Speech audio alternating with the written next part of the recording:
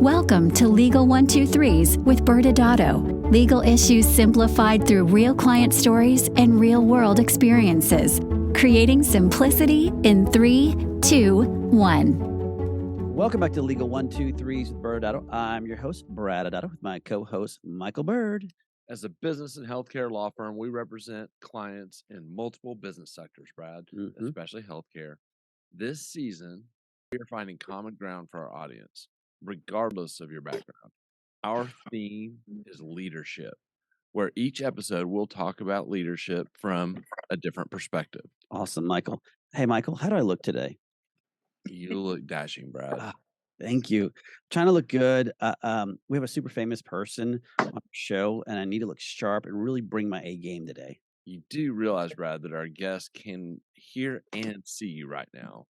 And by the way, you asking me if you look good in front of our guest kind of reminds me of when my kids would ask if they could have a friend sleep over while their friend is standing right there next to them. I don't really feel like I could give you the answer you really deserve. Okay, good point. So I hear I look good, but I really do need to bring my A game. I'm not sure if that's possible, but for the benefit of today's guest, I will be nicer than usual to you. Thanks. And before we bring on today's guest, I will try and sound more mature, discussing maybe a very mature topic. I'm really afraid to ask you what you think is a more mature topic, but go for it. Okay. If we discuss wine, does that make me seem more mature? Well, I've known you really well, Brad, probably more than most, and which can be scary sometimes. Yeah. And I know that you are impressed with the packaging of boxed wine, but you do not sound more mature when you talk about how you don't have to mess with the cork to pour a glass. Okay. Yeah. Thanks for the tip. I will no longer be wowed by the image of the boxed wine. Okay. And Michael, I know you don't drink anymore, but when you did drink, did you even have a favorite type of wine? I was never much of a wine person. I was more beer, as you know. Yes. Have I shared? I worked for Miller in college, which was a dangerous combination. It was a dream job at the time. I guess I would drink. Well, I will say this: I had a preference for Hall wines because that's where my wife is the general counsel for that company. Yeah. So that would be what I used to drink. I know your favorite bottle of wine is anything from Camus. Yes, that is correct. I do love me a good red wine. And Michael, did you ever do some type of wine tasting class? Man, I talk about not looking good. That would be me on that. I have been to several wine tasting events. And as I mentioned, with my wife being general counsel for Hall, and I definitely felt the imposter syndrome when I would sit there because they would ask me to smell a flavor and I could never smell it. They would ask me to taste some certain taste. I could never taste it. I just pretended. Okay. Well, I've actually done this more than once because, I need a lot of practice. And I did learn some helpful hints about drinking wine. Okay. Is that stop using a straw when you drink wine? Yeah, that was one of them. Also, no umbrella in your glass of wine. Yeah, Good. they didn't. Yeah. That was, again, a good helpful hint. But besides that, I did understand how to aerate the wine, or why a wine glass has a stem, or why the top of a good wine glass is very thin, and how to breathe in the wine. In other words, you're trying to act like a sommelier today for our guests. You're just trying to show off. Yes. Is it working? Doubtful. No. I've been around you long enough to know that you're no wine expert. Well, other than you like it. Okay, that's a fair point. That might make you an expert. Okay, well, before we walked in today, I was reading one of the saddest stories I've read in a long time. Earthquake, hurricane, natural disaster. What are we talking? It's pretty much on the same level. It's the French in me just is so upset. Mon Dieu, France is destroying 80 million gallons of wine, Michael. Why? Did it go bad? No, apparently France had made some poor choices and produced more wine than they actually needed. Officials said that they have this lingering pandemic hangover. There's a war in Ukraine. There's inflation causing the price to go up, and consumption just basically is falling all over Europe. And with the surplus and the tanking prices, France will spend $216 million to demolish almost 80 million gallons of wine. That's crazy. They should just ship it to your hometown of New Orleans. I'm sure they could put that to good use Yeah. pretty quickly. Yeah, that's a great paint. You know what? I think I should fly to France after today's show and maybe negotiate on behalf of New Orleans. Uh-huh. Michael, but what's even more upsetting when I was reading the article is instead of just shipping to New Orleans like you suggested, the leftover alcohol will be repurposed into hand sanitizer. I mean, that is horrible. Oh, wow. Hopefully, none of the wine destroyed will be screaming seagull. Brad, you not have to worry that any screaming seagull was destroyed for two reasons. First, the real wine is called Screaming Eagle, and Ah, that is from a vineyard in California. ah. And second, Screaming Seagull is a made up wine that you and our partner Jeff Siegel try to order every time y'all are together at a restaurant. And it definitely reflects your maturity level. So after all this wine talk, I don't seem more mature. Correct, Brad. You do not. In fact, I think we should move on and just start talking about things other than wine, and you might maybe can redeem yourself. Okay. Okay. Well, let's bring on our guest today before she leaves us after listening to our wine talk. Yeah. Today, Brad, we're honored to bring on Dr. K. Dr. K had completed her surgical training at USC and UCLA. She is a facial plastic surgeon and ENT. She specializes in faces, including surgery for eyelids, rhinoplasty, facelift, and neck lift. Her practice is located in Pasadena, California, with the practice known as Beauty by Dr. K. She's the vice chairman of the Department of Ear, Nose, and Throat Surgery at Huntington Memorial Hospital. She serves as an advisor to multiple aesthetic industry organizations such as MERS, Allergan, Evolus, Prolinium, and Galderma. She's a prolific speaker and educator who we've had the pleasure of being connected with on the speaking circuit. Mm-hmm. Dr. K has a podcast with over 500 episodes, Beauty Bites with Dr. K, Secrets of a Plastic Surgeon. She has an Instagram following of over 350,000, which, Brad, if I'm keeping score, that's about 350,000 more than you. Fair. Is that right? Yeah. She has a TikTok following, and TikTok, Brad, is not a clock. Not a It's a social media platform that's Okay. pretty popular, Thank you. of almost 400,000 followers. So we have a giant in the industry here today, and we're so excited. Dr. K, welcome. Thank you so much for having me, guys. I loved the wine talk. I think we should go out and have some wine, and you can teach me some of those tips. I like that. So, do you have a favorite glass of wine then? Well, you know what? My family has a little winery in Temecula. It's called Emerald Creek Wine. So I'm going to have to bring you both the bottle. But Amazing. I'm a fan of a good red. I have a husband who's a cardiologist, so heart health and Yeah. the resveratrol that's in the red wines is really one of the things that keeps you young, the fountain of youth. I love that. That's That's a fascinating. great answer. Yeah. Yeah. Well, very good. Well, we're so grateful to have you on. I'd love to start by hearing a little bit about your medical practice. Well, thanks for the great intro. I think it takes 20 years to be an overnight success and to be popular on TikTok and the gram. And literally, I've built my practice on the principles of being very knowledgeable about anatomy and safety and putting the patient experience first. And so I'm in Los Angeles, California, like headquarters of facial plastic surgery for the world.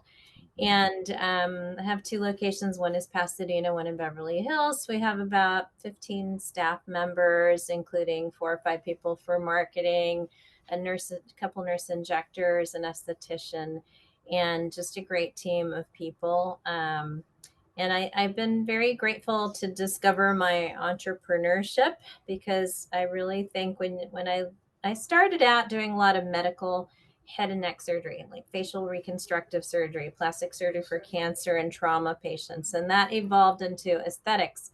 And from that came the idea of like, all these ideas, any of my harebrained ideas and schemes have monetary value and worth. And so starting a skincare line, I have about 20 different SKUs of skincare. Started a podcast. I've been teaching an online course for injectors around the world to teach some of my techniques too.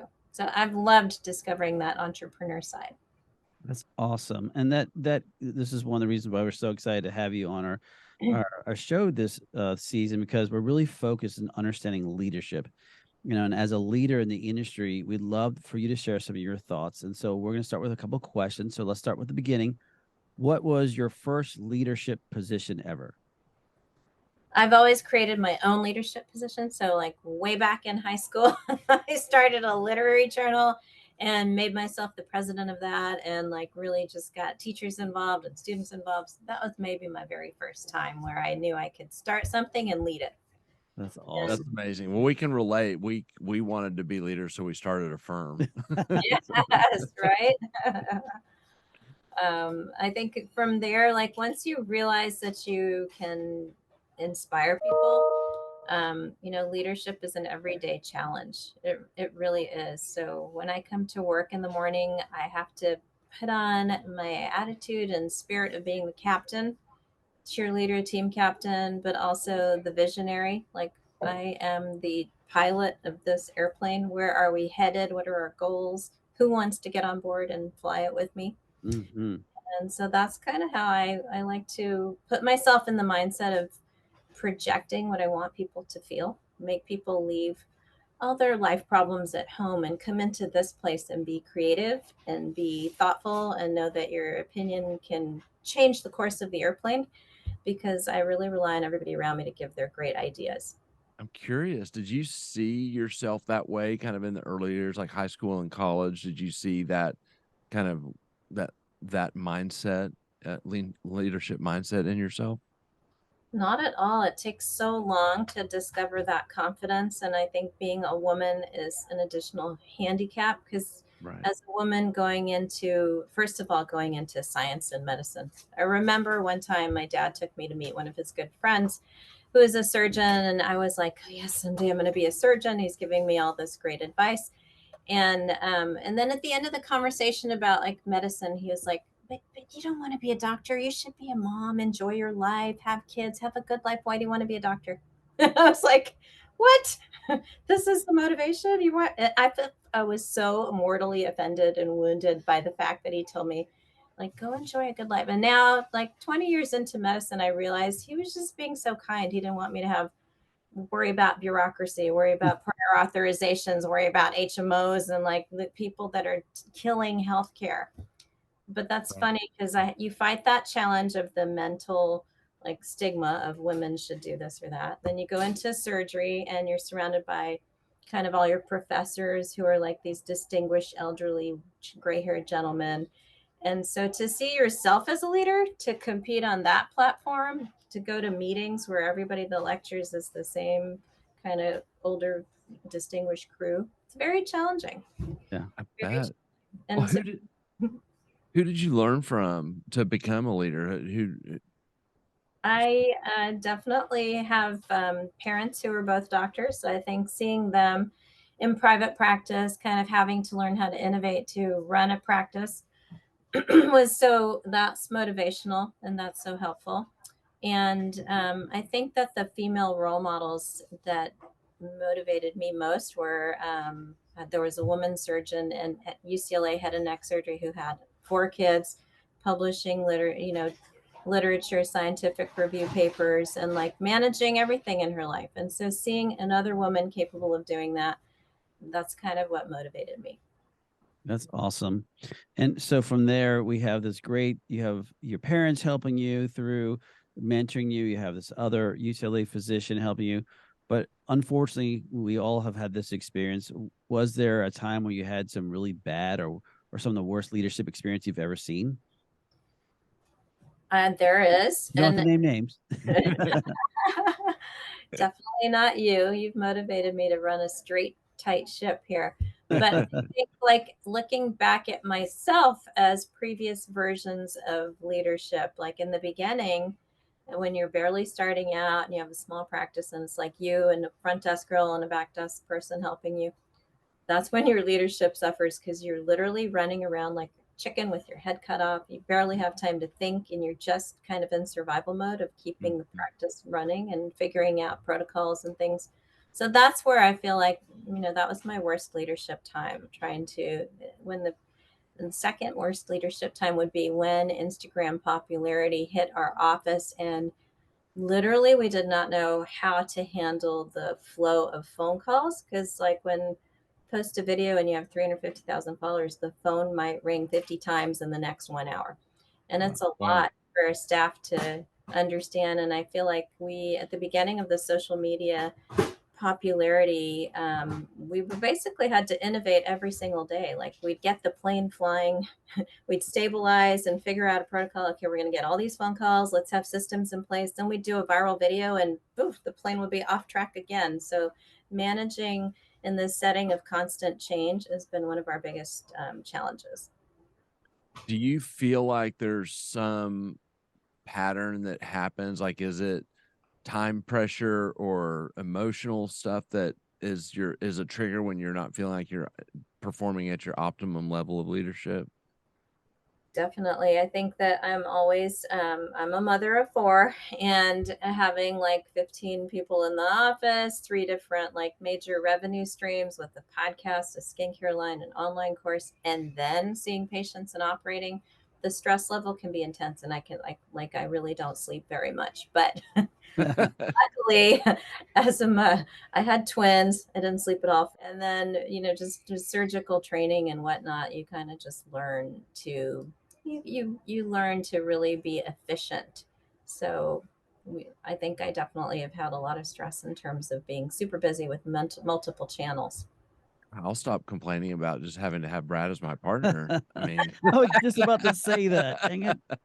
I mean, I was trying to be nice to you in front of okay, Dr. yes, K. okay. I think that having you two guys work together must be so fun. That's something that I really enjoy in our office too, is the camaraderie and like the feeling that we have such a fun daily spirited team effort.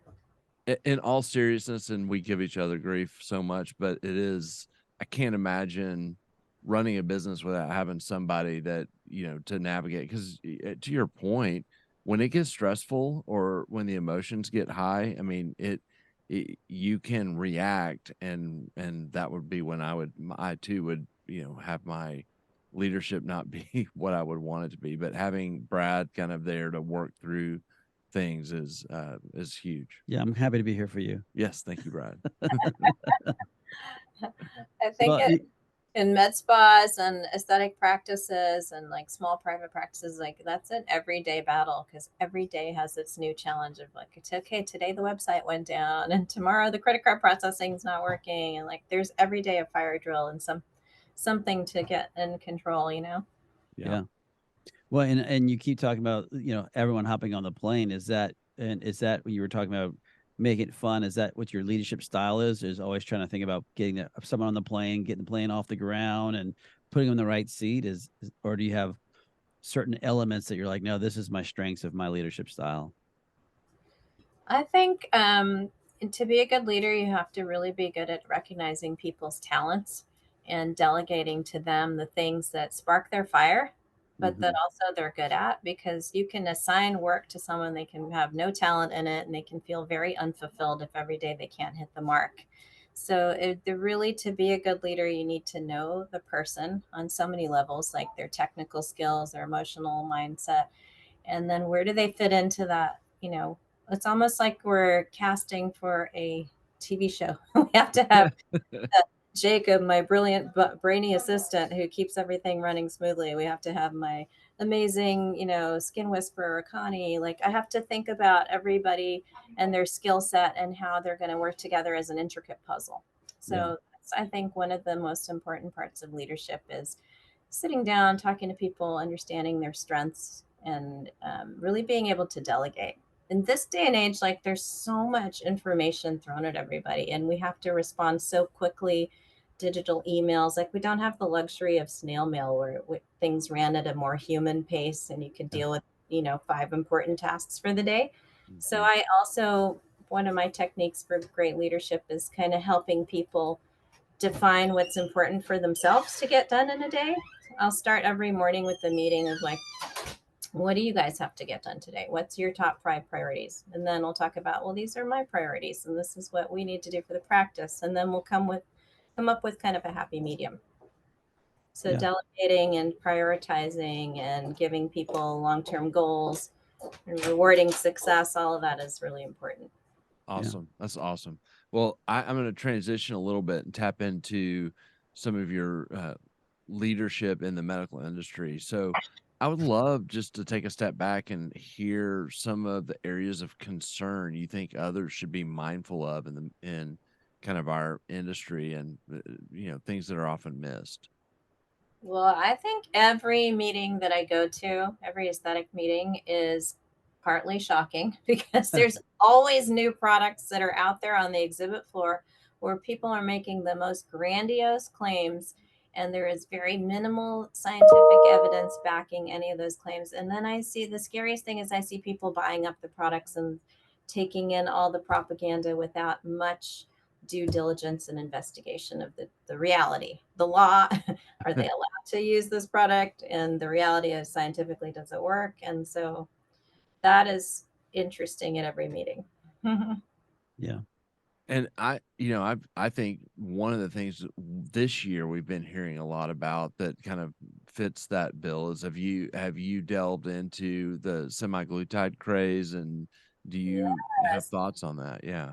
I definitely have. I've tried to bring so much credibility to those shots because I worked really closely with a cardiologist who does weight loss medicine, and I brought her on my podcast twice, Dr. Danielle Bellardo, and she is just very, very much evidence based. And the idea that these drugs can improve health span and lifespan, like 20% increase in survival statistics and improvement of your cardiovascular profile and health. Like, that's crazy important for Americans to be able to lose weight and become healthy and get off your blood pressure pill, your diabetes pill, your, all the medicines that we treat with. That's the key. So I think semaglutide itself is a great product.